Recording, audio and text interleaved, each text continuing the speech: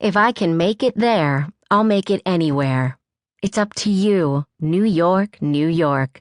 With lyrics by Fred Ebb and a melody by John Kander, this standard, the theme song of Martin Scorsese's 1977 movie New York, New York, catches a truth about the city, that it's a character in itself, a skyscraping sentience holding its own set of scales, sophisticated and complicated, overwhelming and romantic, beguilingly intimate and stunningly cold. This megalomaniacal muse eats dreams for breakfast. In January, the staff of Vanity Fair assumed new quarters at One World Trade Center.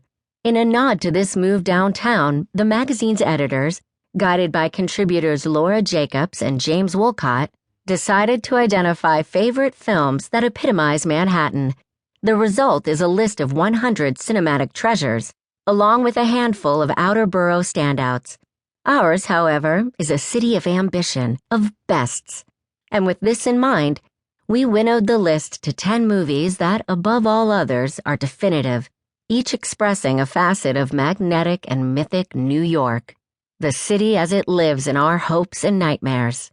The first slice of Big Apple Pie is set in the Depression, backstage on 42nd Street, where the reach for stardom has its most rousing incarnation.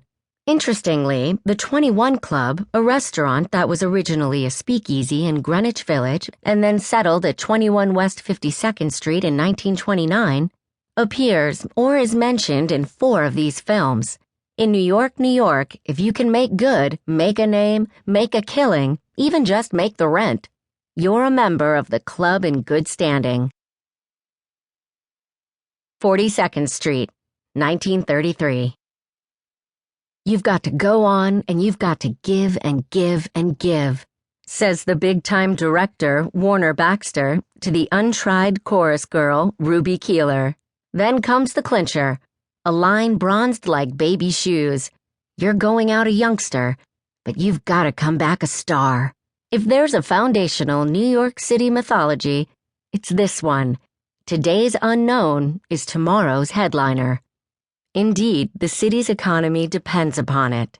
42nd Street is set in 1932, and everybody's broke, just trying to keep the lights on. Energy is everything, and there's never more energy than on naughty, bawdy, gaudy, sporty 42nd Street. The rhythms are syncopated, the cinematography's pearlescent, and Busby Berkeley's human kaleidoscopes, looming perspectives, and pre-code love of legs make for musical numbers of crazy invention. The drumming finale suggests the heartbeat of a city in which everyone's dancing as fast as they can. All About Eve, 1950. We're all busy little bees, says Margot Channing, the flamboyant actress reportedly based on Tallulah Bankhead and played brilliantly by Bette Davis.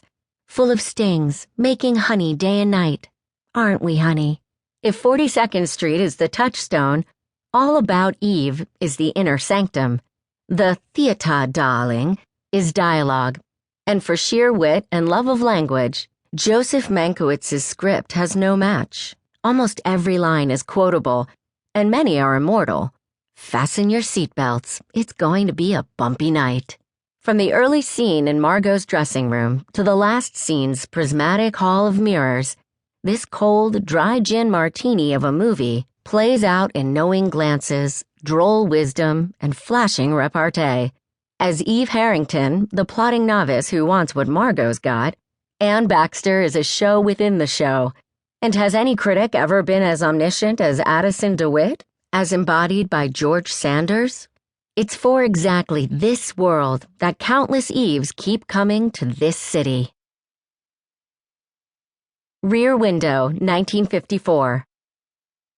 A lot of people crowd the tiny island called Manhattan, most of them living in small cages called apartments. Curtains, blinds, and the blind eye suffice for privacy, for when the eyes open,